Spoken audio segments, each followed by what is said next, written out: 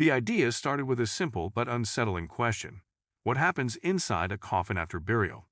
For years, people had speculated, but no one had dared to find the answer. Dr. Laura Evans and her team of researchers wanted to change that.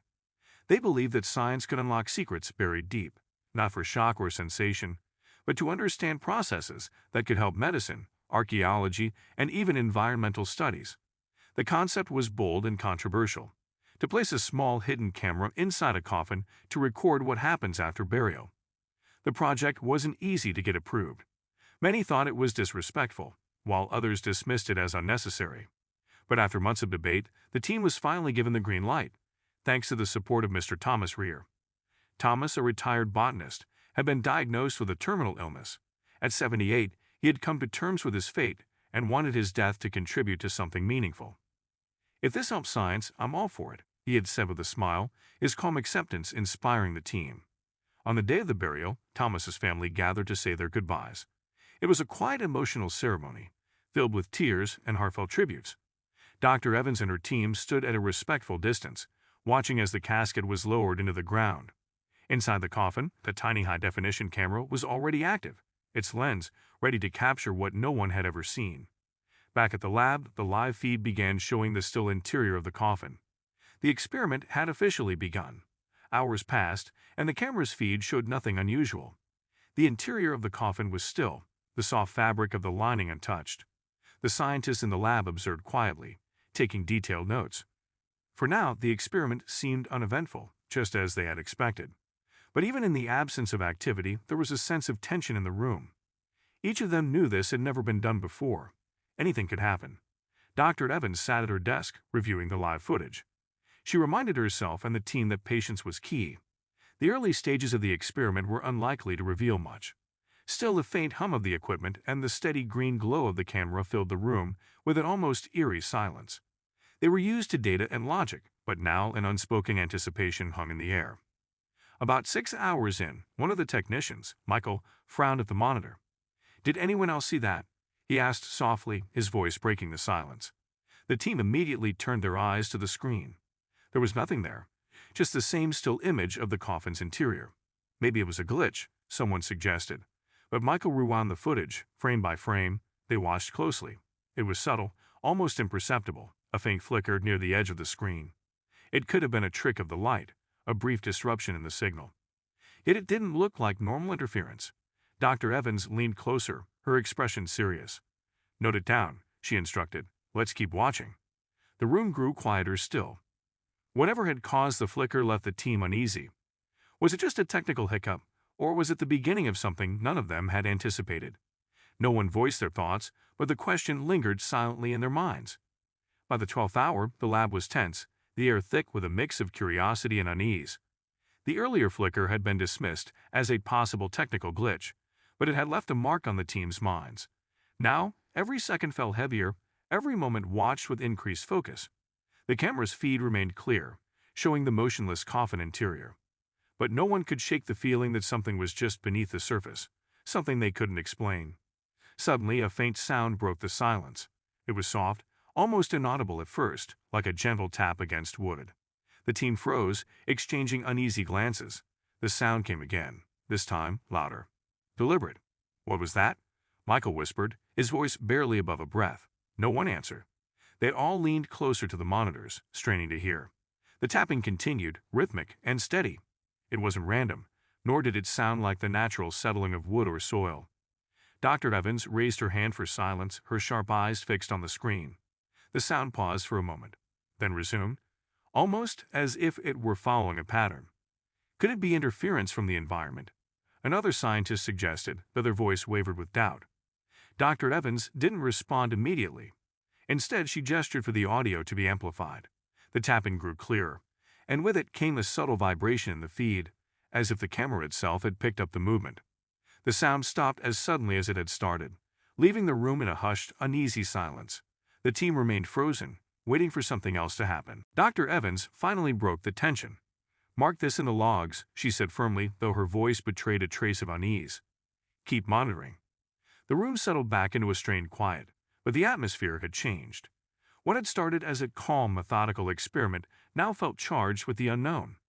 Each member of the team sat on edge, unsure of what they might see or hear next. By the 18th hour, the tension in the lab had grown unbearable. The earlier tapping had left the team shaken, but the feed had returned to an eerie stillness. The scientists worked quietly, reviewing the footage over and over, looking for any logical explanation. Yet the more they analyzed, the less certain they became. The taps weren't random. They had a rhythm, almost intentional, and it made no sense. Dr. Evans tried to focus, her notes filling with observations and theories. Still, she couldn't shake the feeling that they were witnessing something far beyond the scope of their experiment. The room remained silent, each scientist lost in their thoughts until another sound broke through. This time, different. It was faint, like fabric brushing against wood. The noise was soft but steady, growing louder as the moments passed. The burial shroud on the screen shifted ever so slightly, its edge lifting and falling back as though disturbed by an unseen force. The team watched in stunned silence, their breaths held. That's movement, Michael said, breaking the silence, his voice shaky. There's no airflow down there. Nothing should be moving. Dr. Evans nodded slowly, her eyes fixed on the screen. Replay it, she instructed. The footage was rewound and played back in slow motion. The shroud's subtle movements were undeniable, but there was no visible cause. No breeze, no mechanical interference, just a quiet, inexplicable disturbance. The sound of brushing fabric stopped abruptly, and the shroud stilled once more. The team exchanged uneasy glances, the gravity of the situation sinking in. Dr. Evans leaned back in her chair, her mind racing. Log everything, she said finally, her voice steady but low. We're not making assumptions yet. The lab fell into a tense quiet again, but the unease was palpable. The earlier flicker, the tapping, the movement, it was all beginning to form a pattern, one they didn't yet understand. And though no one said it out loud, the same thought lingered in everyone's mind. This was only the beginning. By the 24th hour, the unease in the lab had turned into a palpable tension. The earlier movements and sounds replayed in their minds like a haunting melody they couldn't ignore. For hours, the coffin feed remained still, the burial shroud undisturbed. Yet, instead of reassurance, the stillness only deepened the scientists' apprehension. It felt unnatural, as though the silence itself was waiting for something. Suddenly, the camera flickered. This time, it wasn't a quick disruption. The screen went black for several seconds before returning, the feed slightly distorted. When the image stabilized, the shroud was no longer lying flat. It had shifted, visibly bunched at the edges, as though it had been tugged. The team sat frozen, their eyes glued to the monitor. What's causing this? One of the scientists asked, his voice trembling. No one answered. Dr. Evans leaned forward, her face pale but focused. Replay the moment just before the flicker, she instructed. The footage showed the shroud perfectly still, then the camera cut out. There was no visible movement, no cause for what they were now seeing. The room was silent except for the soft hum of the equipment. Then, a low sound broke through the speakers.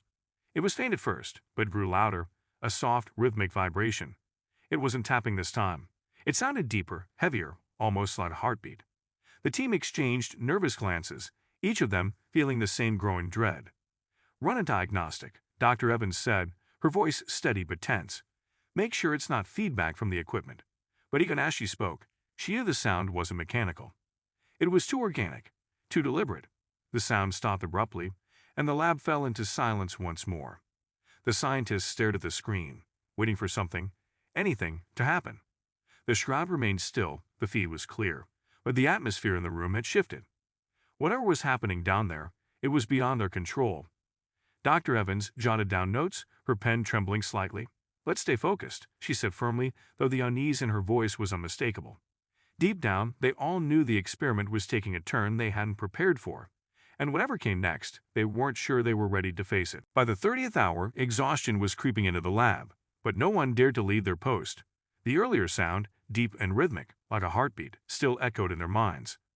The screen had remained still since showing the undisturbed interior of the coffin. Yet the scientists felt an overwhelming sense of anticipation, as if the calm was only temporary. Then, without warning, the feed flickered again. This time the distortion lasted longer, the screen cutting in and out before stabilizing. When the image returned, the shroud appeared different. Its once smooth fabric was now visibly creased, as though something had pressed against it from the inside. The sight sent a collective chill through the team. What's causing this? Michael asked, his voice a mixture of fear and disbelief. Dr. Evans didn't respond immediately.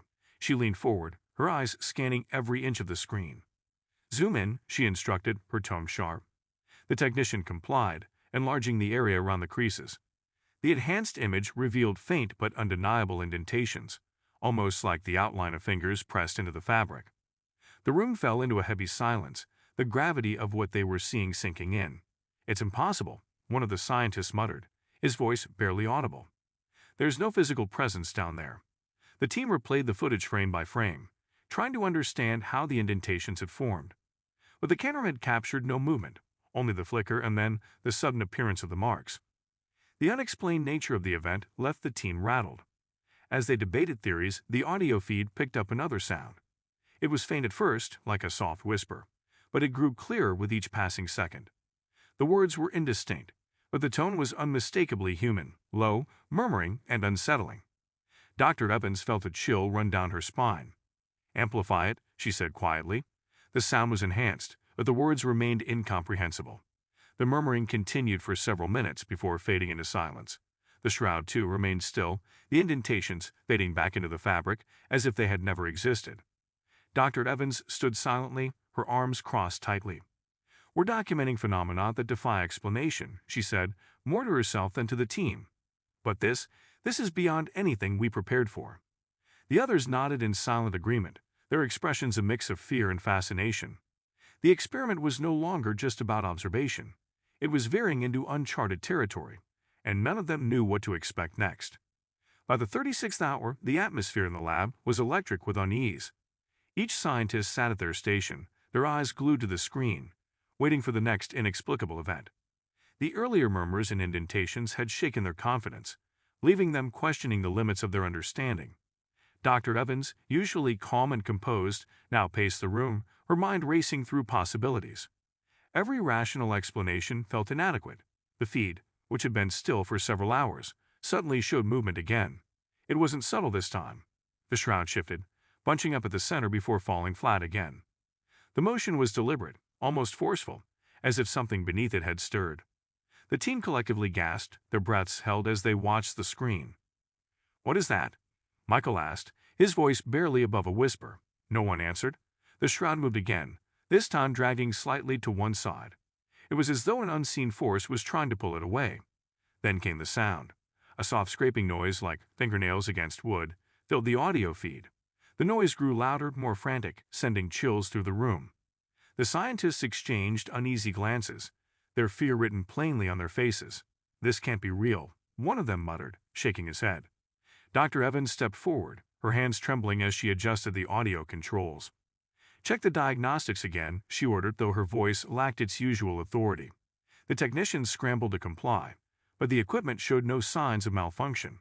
Every sound, every movement was being recorded in real time. The scraping suddenly stopped, replaced by a low guttural sound, a faint groan, deep and resonant. It wasn't constant but rhythmic, echoing through the speakers like a voice struggling to form words. The scientists sat frozen, the sound rooting them to their chairs. Dr. Evans, despite the fear gnawing at her, leaned closer to the monitor. As they watched, the camera feed flickered once more. When it stabilized, a shadow appeared at the edge of the screen. It wasn't sharp or defined, but its presence was undeniable.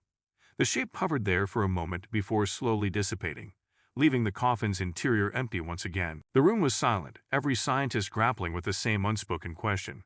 Were they observing a natural phenomenon or something beyond the realm of science? Dr. Evans finally broke the silence, her voice barely steady. "Log everything," she said, her gaze still fixed on the screen. "We need to see this through." But deep down, she knew that whatever they were witnessing was far greater than anything they had prepared for. And as the clock ticked on, she couldn't shake the feeling that the experiment was leading them to an answer they might not want to uncover. By the 40th hour, exhaustion had overtaken the team, but no one dared to leave the lab. The earlier events replayed in their minds: the shifting shroud, the scraping, the shadow. Each moment had defied explanation, pushing them further into the unknown. The camera feed had returned to stillness, but the silence now felt ominous, as though the calm was hiding something far more profound. Then, without warning, the audio crackled with static. The team sat up, their focus snapping back to the monitors. The static faded, replaced by a faint voice. It was clearer this time, not just murmurs but distinct words. "Why am I here?" The voice said, low and strained, as if coming from far away. The room froze. Each scientist exchanged wide-eyed looks, their faces pale. "Is this a recording? Some kind of interference?" one of them asked, his voice shaky. But no one had an answer. The voice came again, repeating the same haunting question. "Why am I here?" Dr. Evans stepped forward, her hands gripping the edge of the desk. "Amplify it," she said, her tone sharp but trembling. The sound was enhanced, the words now chillingly clear. The team stared at the screen, but the image showed nothing unusual, just the interior of the coffin, still and undisturbed. As they watched, the burial shroud began to move once more. This time, it wasn't a subtle shift. The fabric pulled tightly to one side, as if something invisible was grasping it. The motion stopped, and then, to everyone's horror, faint letters began to appear on the wooden lid of the coffin. They weren't carved, but seemed to form slowly, like condensation gathering in specific shapes. The letters spelled out a single word. Free. The air in the lab grew heavy, as if the weight of what they were witnessing pressed down on them all. One of the technicians stood abruptly, his chair scraping against the floor. "This isn't possible," he said, his voice breaking. "This can't be happening." Dr. Evans remained silent, her eyes fixed on the screen. Her mind raced, searching for any logical explanation, but none came. The word lingered on the lid for several seconds before it began to fade, the shroud falling still once more. The coffin returned to its earlier stillness, yet the tension in the room was unbearable. The voice came one final time, soft but resolute. "Thank you." And then the feed cut out entirely. No static, no flicker, just a blank screen. The team scrambled to restore it, but their efforts were in vain. The equipment showed no signs of malfunction, yet the connection was gone. Dr. Evans finally sank into her chair, her hands trembling. "We've documented everything," she said quietly. "But what have we witnessed?" The team sat in stunned silence, each grappling with the same unanswered question. The experiment had begun as a quest for knowledge, but it had ended with something far more profound. Whatever the truth was, it had left them with more questions than answers, and the unsettling realization that some mysteries might never be fully understood.